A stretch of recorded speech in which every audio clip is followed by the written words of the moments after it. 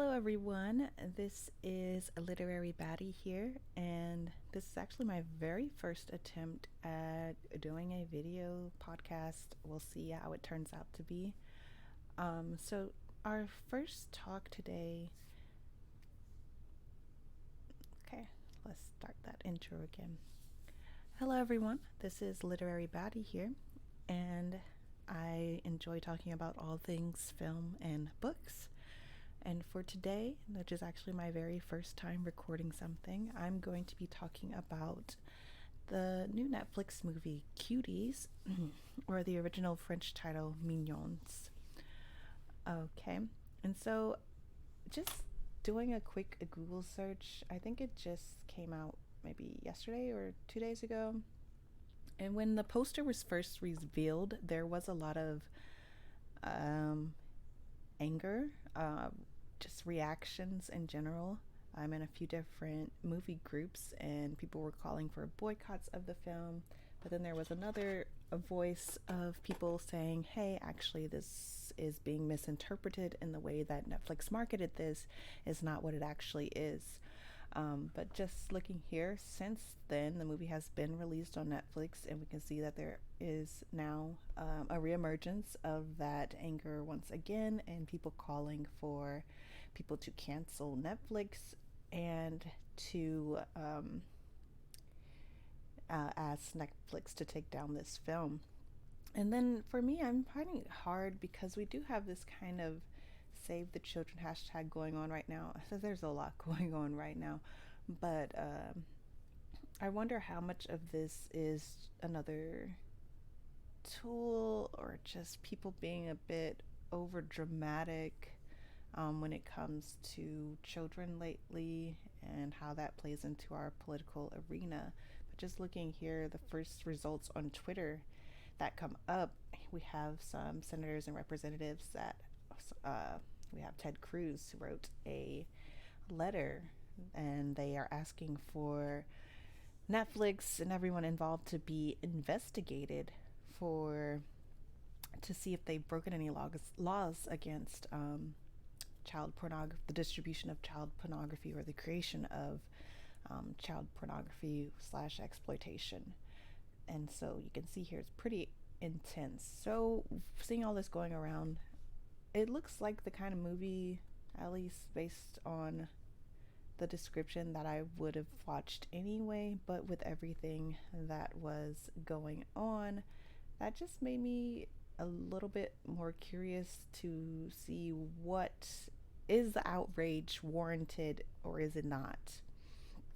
And yeah, there were definitely some parts that made me raise an eyebrow, but I'm just going to go through and talk about it from the beginning. So it follows this group of girls. There are four girls, and in the film, they are playing these 11-year-old girls, okay, 11 years old.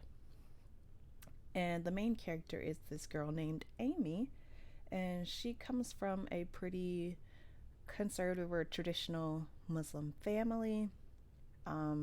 It looks like the family, at least her brother and her mother, have moved into this new building, and so she's a new kid. She is attending a new school, and then there are also just a glimpse over here, and I can see on IMDb 1.9 out of 10. So sorry, let me not get sidetracked. I have a lot of notes to get through.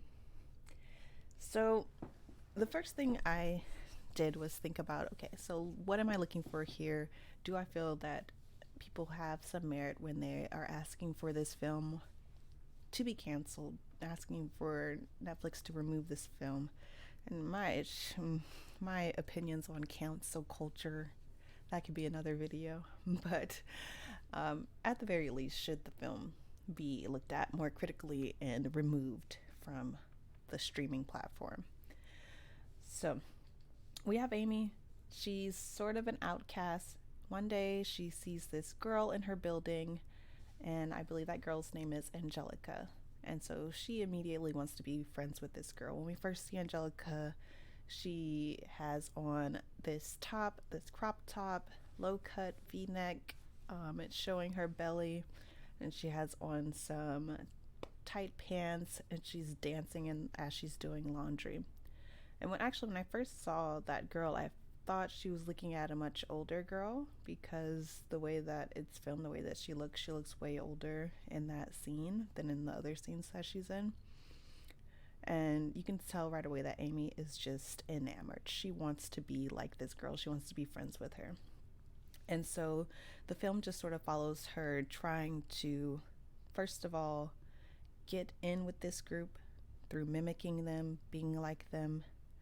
But then there's another story that's focusing on her home life as well.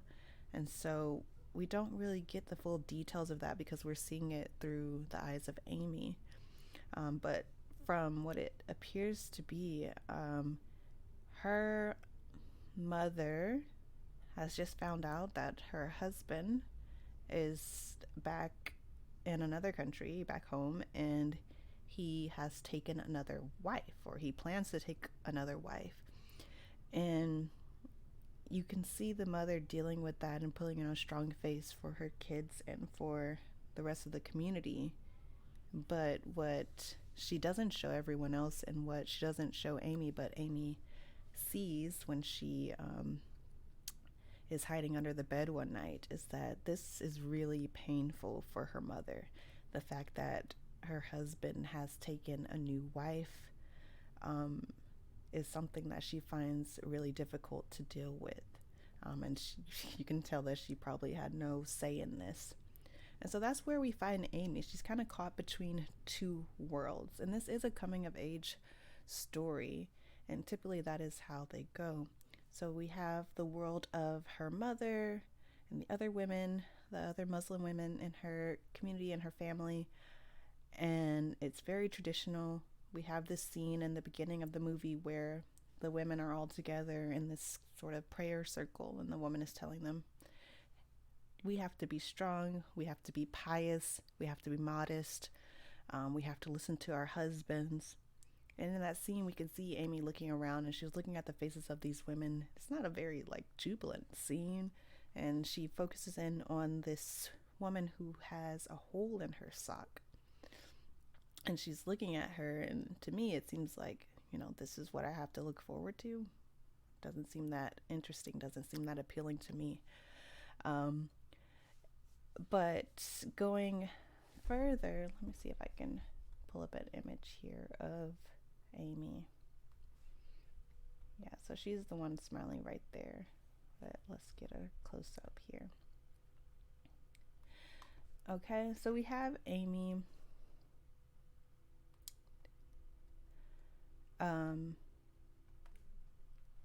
And she's caught between these two worlds. So immediately after that prayer circle scene, that is when she first sees Angelica.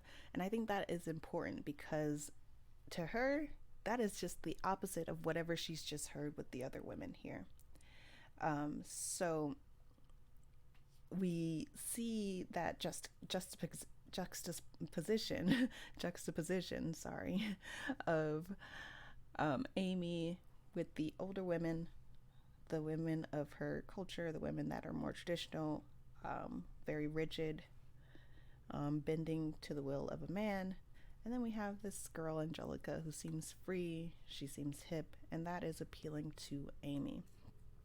And before I get into whether or not this movie is questionable in the way that it depicts the actresses, I just want to look at it as the art that the director says she intended.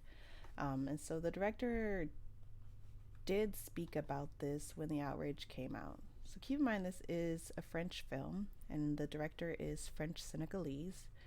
And it actually, when it first debuted, it was received very positively. It got good reviews. But when it came around to being released in the US, I think that's where, on Netflix, that's where the issues arose. And so I'm not even going to attempt, maybe I should. So the director, her name is Maimouna Doucouré. And it says it's her feature directorial debut. Um, the film is intended to criticize the hypersexualization of pre-adolescent girls. So that was the intention of the writer, of the director, is to turn a critical lens. And my whole thing is, did they achieve this? Did they actually accomplish this goal? Or did they miss the mark and actually fall into what they were criticizing? I'll get to that at the end. So, just going through the scenes. Um, so, again, these girls are 11 years old. They're in a dance group. Amy sees the dance group and she really wants to be a part of it. So she tries her best to get in, but the girls really don't like her. To them, she's weird. Um, she is kind of nerdy. She's the new girl. She doesn't dress very well. They say she looks poor. She looks homeless. So they bully her at first. And I think that's the case often, is like the girls, when we're young, even though you're getting bullied by these girls, you still really want to please them. You really want them to like you. And so the whole time I was watching this, I kept thinking back to what was I like when I was 11 years old. And what is that? Fifth grade? Yeah, fourth grade, fifth grade. Um, for me, I moved a lot too. I was a new kid, and I knew people that were quote unquote dating, talking about boyfriends and girlfriends, talking about hugging and kissing and other things when we were around that age. And so if you don't deal with kids regularly, or if you haven't and you're not really privy to that whole world, or if, I guess you've forgotten what it's like to be young, it can be quite alarming, the things that you're seeing in this film, and it can make you feel uncomfortable. Even if you did experience those things, it's going to make you feel uncomfortable. Um, but I did work with children, and my kids were around the same age, a little bit older, 12 to 13, but pretty similar. And especially with the internet, with social media, with the access that these kids have right at their fingertips. And that was a big thing in the film, is that she doesn't have her own phone. She ends up stealing her cousin's phone, because she wants to get on Instagram and, get a look into the popular girls' lives and see how she can be like them. So she uses a combination of Instagram and YouTube to look up girls and look up women and see what they do to be appealing, to see what they do to get likes and views. And so what she finds, of course, is a lot of sexual dancing, a lot of sexual music videos, and she tries to mimic them. And that is actually what ends up winning the hearts of the other girls in the group. So she very diligently studies these videos until the point where she is able to mimic what these grown women are doing in them to a T. Um, and so it's interesting because a lot of the things that she saw the adult women doing can be seen as sort of like babyish. Like, that's the thing I always joke about. I think like men love sexy babies because when we look at the media that is, consumed by men, pornography, there is a prevalence of that kind of innocence, but at the same time, you're a whore.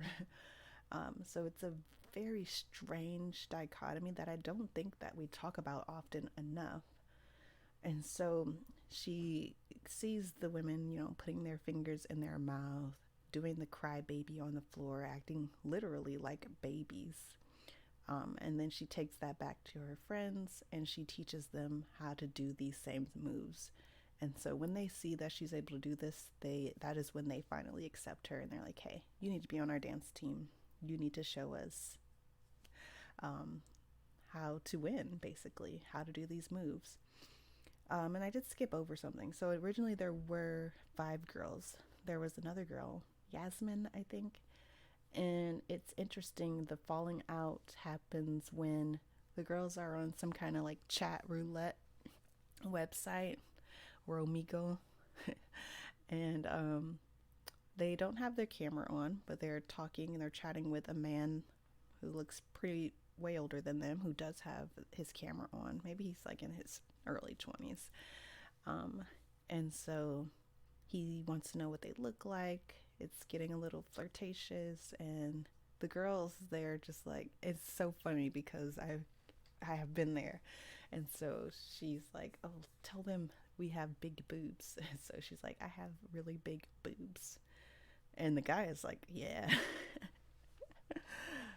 And then the girl Yasmin actually turned the webcam towards Angelica and turns the camera on, and that infuriates Angelica. She feels really hurt and she feels betrayed. And the guy, once he sees that it's a bunch of little kids, he says, "It'll go, like, you guys are too young. What are you even doing here?"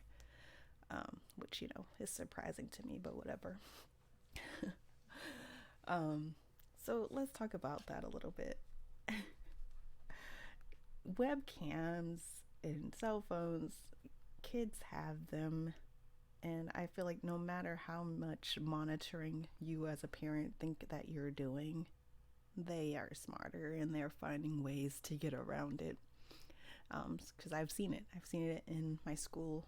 Um, if you don't have a phone for your kid, they still probably might have some social media accounts. When they get to school, they use their friend's phone to make accounts and check their accounts and check their messages and do what they want to do with their friends' phones.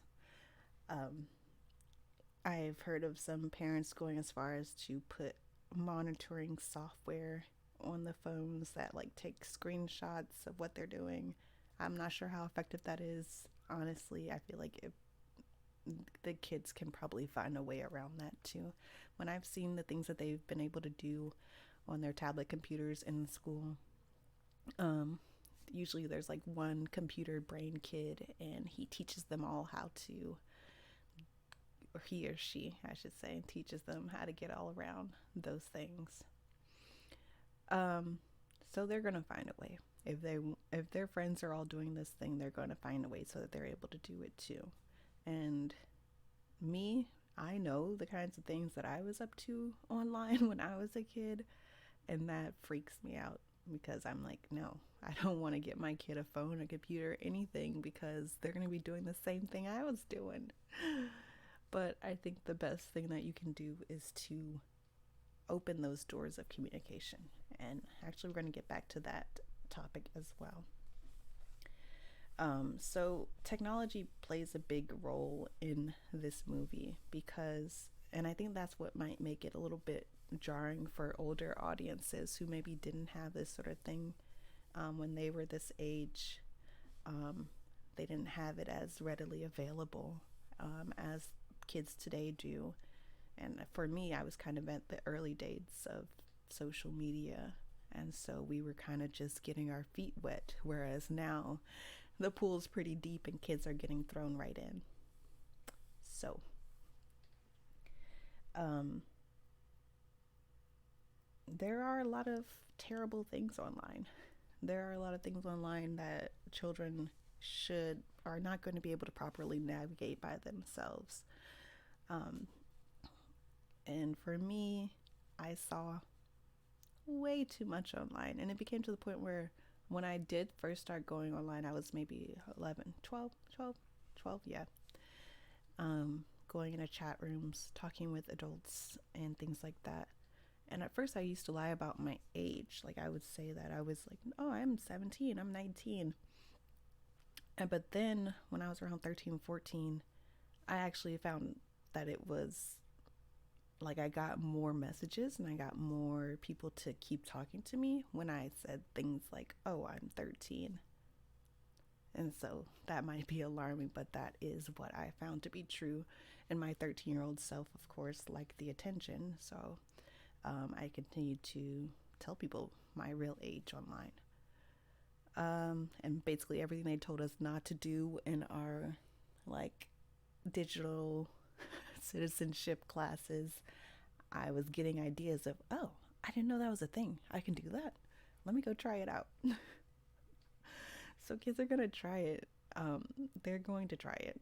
And the best thing that you could do is communicate with them and try to guide them. And I think that's what happens here is that we see these girls and they're trying out these things. They're dabbling in sexuality and what they think makes them look pretty or makes them appealing or makes people like them. But we do get hints about how they're kind of left on their own. Even Yasmin, the fact that her mother kind of left those young girls in there on their computer alone with the door closed is a little bit, you know, see, speaks to the fact that they're not as supervised as they should be. And then we have Angelica. She reveals that her parents work constantly, so she's home alone a lot, but she's always had a dream of being a dancer, and that she hopes that one day her parents will see her dance and that they will be proud of her. And so she realizes the more of this type of dance I do, the more attention I get, the better chance I have of winning. So maybe in her head, she's thinking, this is how I will become a very good dancer. This is the dance I need to do to get people to look at me. And then if enough people are watching, then maybe my parents will take notice as well and be proud of something that I've been able to do. If I win this award, if I win this dance competition, then my parents will be proud of me. And then, of course, it's obvious with Amy. Excuse me. It's obvious with Amy because she has those two worlds right at like in her face. And so the night where she hears her mother crying and like trying her best to put on a happy face and tell everyone that she's so happy that her husband is about to get married again, I think it really made Amy angry. And it made her angry at that whole world that was the world of her mother and the older auntie that was there as well. And the older auntie is an interesting figure too. So she is the representation of that oppressiveness, of that male dominance, of tradition, of religion, just very strict. And so she tells her this story when Amy gets her first period. She says, you know, you're a woman now, and I wasn't very much older than you when I was getting married. We were the same age. I was maybe a little bit older than you. I can't remember if she said she was older or just taller. She says, yep, so I went, they cleaned me all up, they took me to my husband, and that was my life from then on. And so to Amy, she's looking at her and she's looking at the life that she has and the life of her mother, and she's probably thinking, no, I don't want this. I don't want this at all. And so she's running quickly in the opposite direction without someone there to have like a trusted adult to help guide her through all of that. So there's the competition, there's the home life, and trying to build those friendships. So the outcome of the dance thing, so Amy ends up missing the first, I guess the pre-selection. And so she misses it because she's at home where her aunt has told her, or the grandmother, I'm not sure, has told her, I'm going to show you today how to be a woman. And so this was the day. This was the day where they're like, okay, this is your coming of age moment. This is what you have to look forward to. And so she has her peeling bags and bags of onions and cutting up vegetables and then walking them down the street on her head. And she refuses to put it on her head. She says, you know, we're not in the village anymore. And then she does like something where I'm just like, whoa. She puts down the vegetables and runs away. She leaves. She doesn't say anything. She just runs and tries to make it to the competition. Unfortunately, she's late, but she watches the girls and they actually are selected. And so then we have to look at that too. So we saw that there was this panel of judges. There was a guy and two girls, I think, and they probably know that these are very young girls and they have passed them on into this competition. And so they are complicit in that as well, of finding like, hey, this is something that people will like. This is something that people are going to want to see. Eventually, they do end up going to the big competition where they have a full audience. And we see her, she pushes Yasmin into the water, nearly killing her. Like, she nearly kills this girl because she wants so badly to do this thing, to be a part of this group, the Cuties, to be one of them, to do this dance, this very sexual dance. Their outfits are very revealing, but at the same time, there are dance groups, girls' dance groups like this in the US that dress very similarly, and they have reality shows and competitions all across the country. Um, but we don't really see all of that outrage that we have seen come out for this film. And I think there's there are a few montages, and the dance at the end included, where it is very in your face. Like, we get a lot of the camera shots at their backsides and even them spreading their legs and getting some, camera shots there. And so as a viewer, I was like, I feel like I want to turn this off, but I wanted to finish it to see, okay, I'm going to try to look at this as the way the director intended and finish it and then see how I feel. And so in the middle of the final dance, you see Amy sort of freeze up there. And I like someone's little caption here. And so you see her freeze up. She stops the dance and she kind of backs away and she starts crying. And then we're looking at the audience. Before she stopped her dance, like, she's super into it. She was like, yes, I got this, I'm good. But we're looking at the audience, who were pretty excited when they first ran out on stage. But it went on for so long, and you could see some of them start to shake their head, start to look disgusted, cover up the children's eyes. Some of the judges start to look uncomfortable. But then there are people in the audience who are still loving it, who are clapping, who are excited, like whistling at them, think it's really great. So there is a mixture there. And I think that was done when I was watching that final moment. I could just think of how they are putting this on full display on the stage for this audience. And that's the same way that this movie, this film, is putting this on full display for us as the audience. And so we have people as audience members of this film who are outraged, who are covering our kids' eyes, who are refusing to look at this, who are disgusted. And yeah, there are some people here and there who are like, oh yeah, this is nice. I like looking at this. And I think that is what people fear. They fear that there will be those people who are looking at this film for reasons that are impure, that are not good, that are wrong. But at the same time, I think it is meant to be a reflection of us. It is meant to make us uncomfortable. And I was definitely uncomfortable. And I think that is art as well. Like, art has a job to make us as the audience feel something. And sometimes those feelings are not good feelings. Sometimes those feelings are very uncomfortable feelings. But if that is the intent, then the art is doing its job.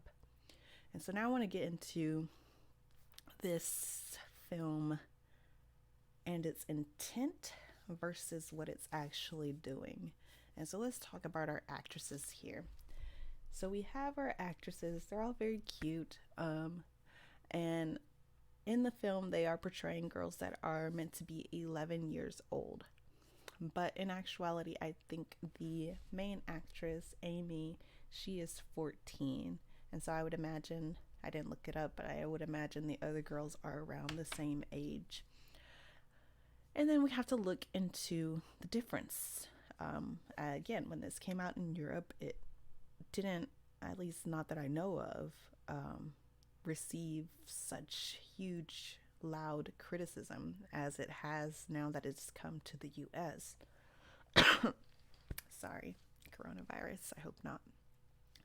Um, so now that it's come to the US, we see a huge, like, we have political figures that are asking for a formal investigation against Netflix and all the executives, the directors, the producers, the cameramen, everyone involved.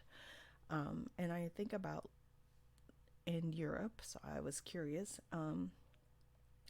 I knew the age of consent was lower, but when I'm looking at France specifically, we realized that France actually, it from what I read, and please correct me if I'm wrong, there is no legal age of consent. But they do have an age at which people are considered sexual minors, which is 15 and below. Um, or is it below 15? I think 15 is you're able to, you know, you're not seen as a sexual minor. But they actually don't have a legal age of consent. So if we're looking at these actresses, they are 14 years old. Where they're not seen as a sexual minor is 15. So we can put it into terms that US people would understand.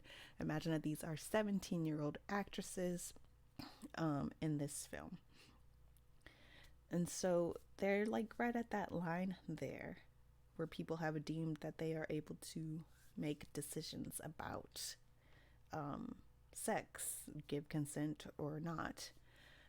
And so, from what I've read, the girls did have a lot of input on the things that they were doing in the film, and they also had a lot of support behind the scenes as far as sociologists, psychologists talking with them and talking about the problems that they want, the things that they wanted to present on camera.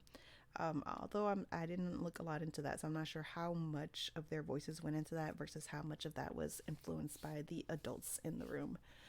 As far as the scenes where they're dancing and the type of dances that they're doing. Um,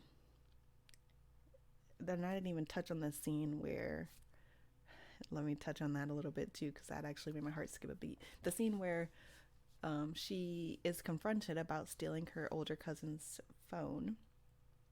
He's maybe like 25 or something. Let's go with that. And so he's pretty pissed. He's like, "You've had my phone this whole time." He snatches it back from her, but she really wants it because she's trying to talk to her friends about the competition. She's really stressed about it. Um, and so she takes off her jacket. She has on a crop top underneath. And then she starts to undo her pants as if offering herself in exchange for the phone. Fortunately, the cousin is like, "What the F are you doing? Back up.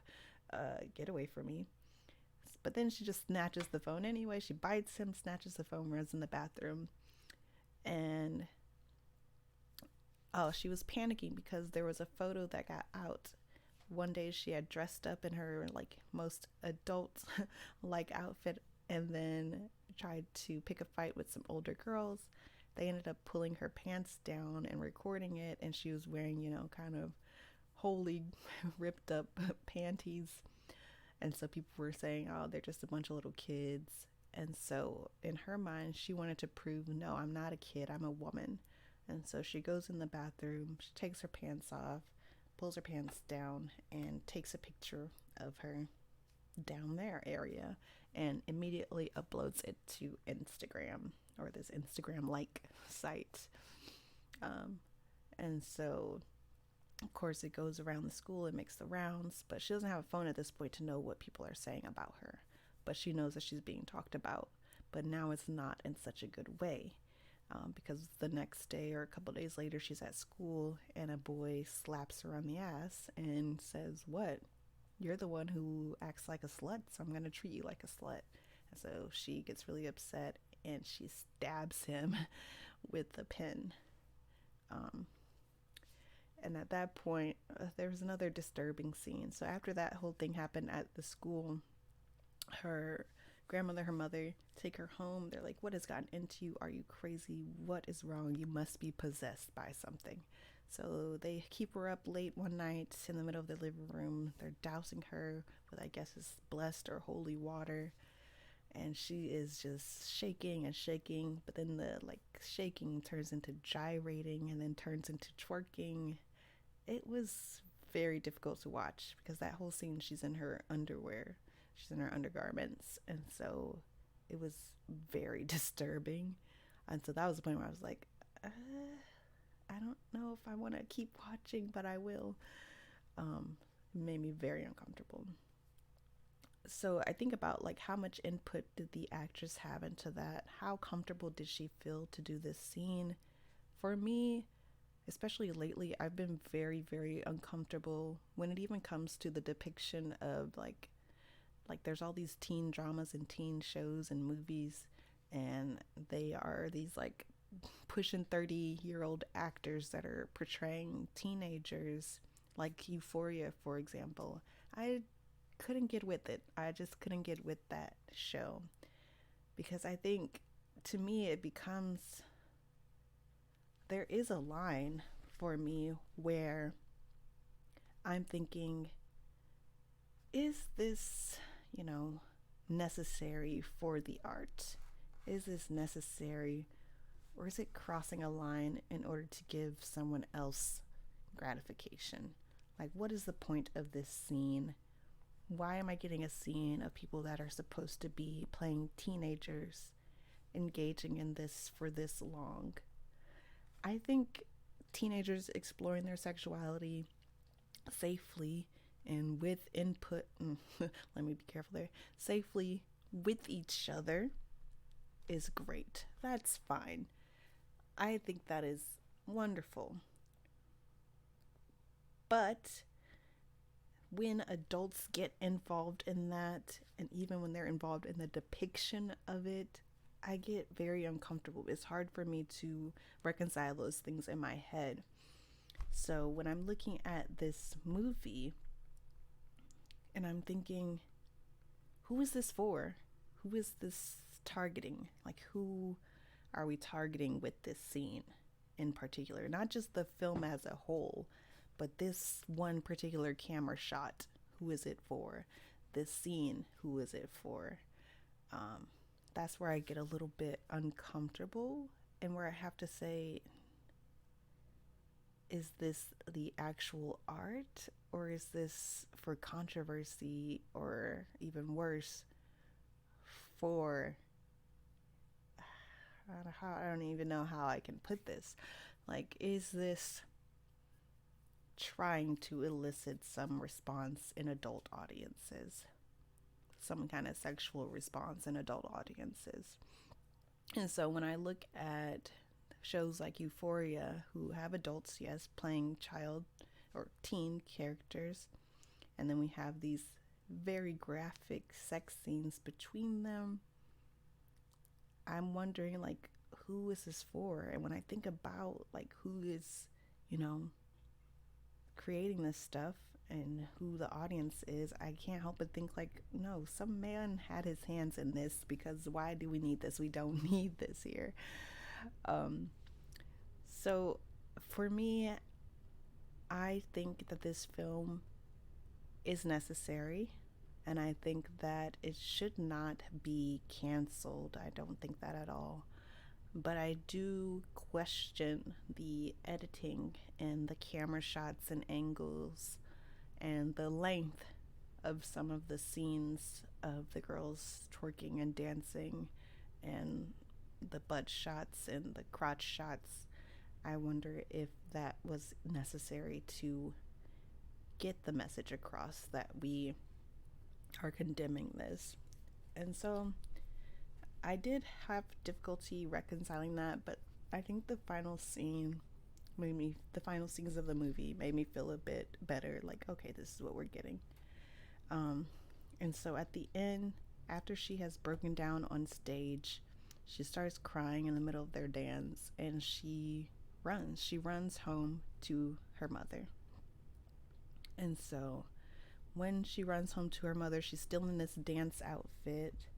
I don't even want to show it again, but she's still in her dance outfit, and she is crying.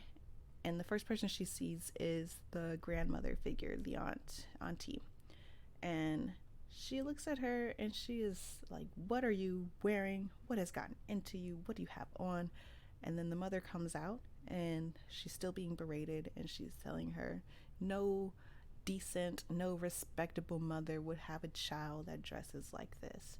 And so you're waiting for the mother's reaction. And we see her look at her daughter, and she steps in between the older woman and her daughter to protect her. And she says, "Hey, look, stop talking to her like that. Leave her alone. Leave her alone." And so I think that was important, is that finally we have an adult figure that is able to understand her, that is able to support her and guide her, hopefully, you know. And we also get the next scenes. Her mother is preparing to go to this wedding, her husband's wedding, to another woman. And she tells her daughter, she says, "Hey, you know, you don't have to go. You don't have to go." But her, as the mother, she feels like, it's too late for me. This is the world that I am in. This is the life that I'm in. And even when it was suggested that she could get a divorce, she doesn't even keep that in her mind. She feels like there's no choice for her. But the fact that she wants to make that a different path for her daughter, I think that is what is important at the end of this film. And so we see the two outfits on her bed. We see her dance uniform and the dress that she was supposed to wear to her father's wedding. And she chooses neither of them. And she's wearing her hair down in a way I think that she likes. It looks cute. She probably thinks she looks cute. But she's wearing, an appropriate, I don't even want to use the word appropriate, but she's wearing like a shirt that doesn't show, below her neckline, and it covers her stomach, and she's wearing jeans. She goes downstairs. Everyone's doing the wedding. They're celebrating. She looks on as she passes by, where she walks outside and she starts jumping rope. So we see that kind of innocence reclaimed by her. It was her choosing that. So she isn't running away from anything in that moment. She's not being forced into it. She's choosing this path for herself. And I think that was a great message. I think that was wonderful.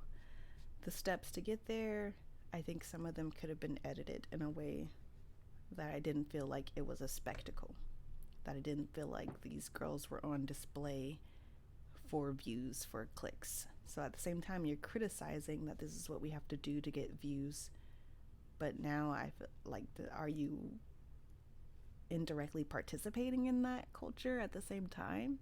And then we look at the fact that this has stirred up so much controversy online, on social media, because of these images of those girls. And so then it's like, that's the same thing that we were kind of criticizing in the film, is that we had to show these girls are showing their bodies to get that attention. And now we're showing these young girls' body to get attention for the movie. And I wonder if that went through their heads when they were thinking about the marketing of this. And I feel like when they first put out those the very first posters that got everyone upset, that had to have gone through their heads. And I wonder if they did it because they knew that it would piss people off, it would get people talking. And that's where it gets a little cringe for me. So those are my thoughts on Cuties. I think that, yes, this film deserves to be seen. I did have some concerns for the agency of the actresses involved, but I feel like there were steps taken to make sure they have their input, that they are doing these scenes with thoughtfulness, with consideration, and with counseling and guidance, which is what adults should be for. They should be there to guide and answer questions. When it comes to actual sexuality, whatever kids are choosing to do with each other, No adult should be involved in that. But you should be having these conversations with young people, to be there to answer questions they have, to tell them, hey, well, you might think that this is okay, but maybe you should think about holding off until such and such, or maybe you should read this for more information, or maybe you should learn these terms and these words for how to speak up for yourself, how to provide consent, how to make sure that you're not crossing anyone's boundaries and making anyone uncomfortable. We need to be there to give them the words and vocabulary for that. But when we become the viewers of it, when we as audience are looking on at these girls doing this, it kind of takes me out. Like, yes, it's art, but at the same time, these are young girls. But then at the same time, the age of consent, or the age of no longer being sexual minors, like 15 in France. So are they old enough to make these decisions and do this on their own? And that's a question that I think we have to keep talking about and figuring out. And more women and children should have voices in that conversation. So that was my very long first recording, and I don't even know if anyone's going to ever listen to this or whatever, but all right. See ya.